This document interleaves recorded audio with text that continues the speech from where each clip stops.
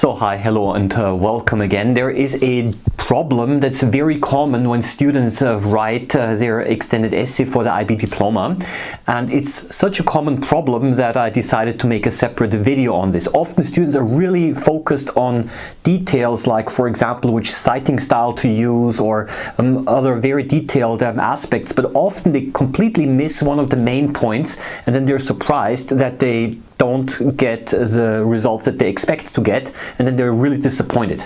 I'm going to tell you what the problem is, and it's not always very easy to catch, so this is the purpose of this video. But before I tell you that, I will tell you a story that relates to this problem, which actually happened several years ago.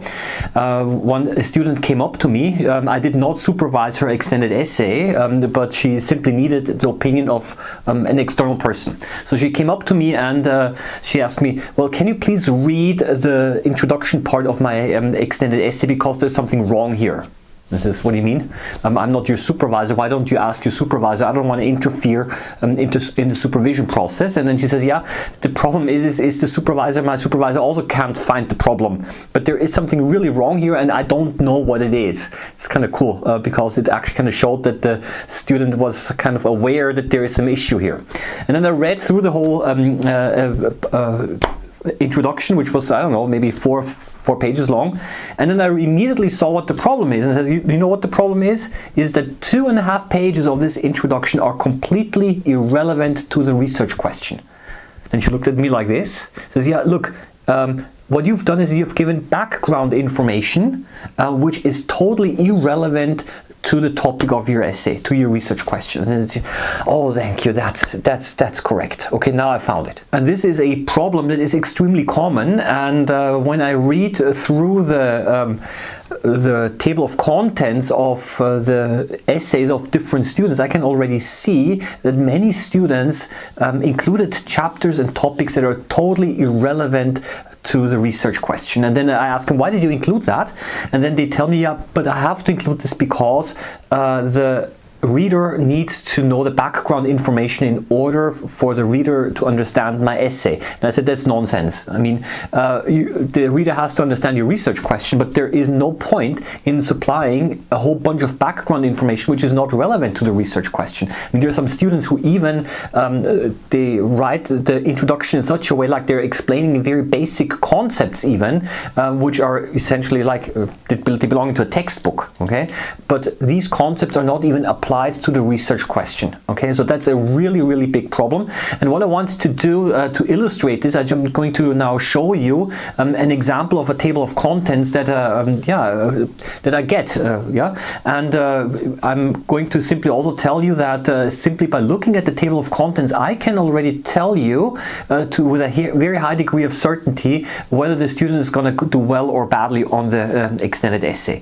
So because the table of contents that looks like this, I already tell you is not going to get an A or B or a C. It's probably just going to barely pass, if at all. Okay, so let's have a look why. So this is the table of contents. The research question is how does water temperature influence the bacterial concentration in a swimming pool? So I suppose the student wants to show that the higher the water temperature, the more bacteria are present. I guess this is something that the student wants to investigate. This would actually be also the argument of the essay. But let's have a look at the table of contents first. Okay, so it's 15. Okay, the appendix starts on page 15, so the overall length seems to be okay.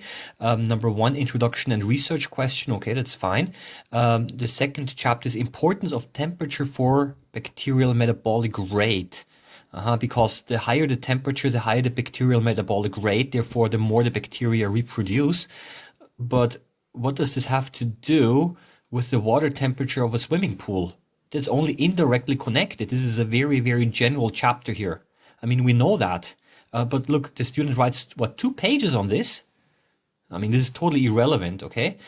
Then third chapter, thermophilic and cryophilic bacteria. These are heat-loving and cold-loving bacteria. I guess that you will find more heat-loving bacteria in warm swimming pools and in colder swimming pools, more cryophilic bacteria possibly. Also 2 pages, but I mean, this is a general chapter about extremophilic bacteria, not directly relevant actually, because we're supposed to be an experiment. temperature disinfection of water. When you boil water, then you can kill bacteria, of course. And then here, materials and method on page 8. This is actually where the extended essay starts. Okay, so all of this stuff here, yeah, is actually irrelevant. Okay, unless there is a clear connection to the research question. But even then, this would be way too long. Okay, and then the problem does not end there. Okay, 2 pages results, 2 pages of results, and then look, a very short discussion and conclusion, only around 2 pages long. But that's supposed to be the main part.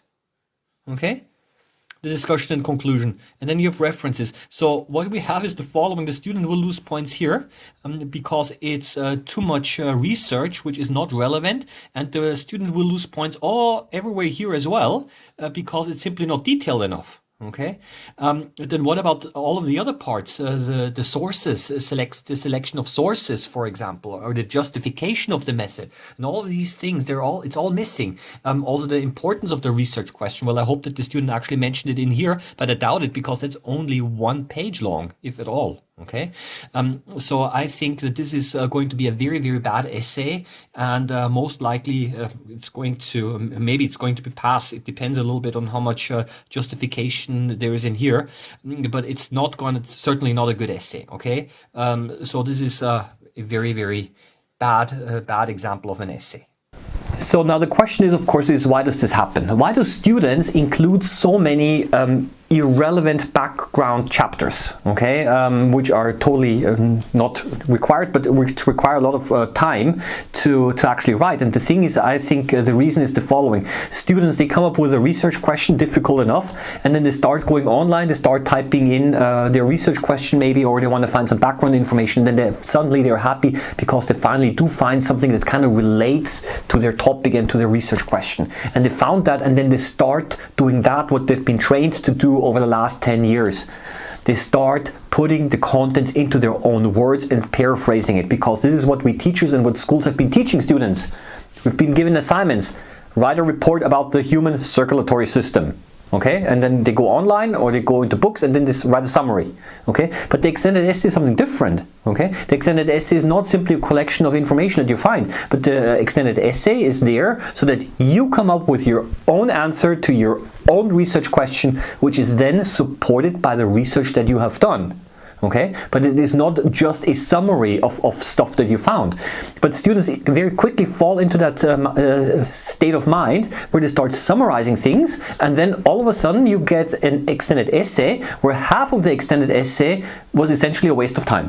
Okay, they don't get points for that. As a matter of fact, they get points taken off, because the assessment criteria very clearly state that any additional research is not allowed to distract from the main argument of the essay. You can do a little bit of extra research, but not too much. Okay, it's not allowed to distract. But honestly, if half of the essay is not even relevant, then you lose points there. And number 2, you run out of word count. You cannot talk about those things where you can actually get points. And this is the reason why students very often do badly on extended essays, and then they're surprised and they say, oh, but I spent so much time and it was so much work, and I'm only getting a D, or maybe I'm even failing the extended essay. Okay, why is that? Oh, it's so unfair. Well, you didn't stick to the criteria, or you simply didn't understand what an extended essay is. Okay, so please be careful and plan it out first, and only include the relevant material for your research question, and not too much unnecessary stuff. Don't get sidetracked by irrelevant stuff. Okay, so that's basically it, and I wish you all the best, and see you around next time. Bye bye.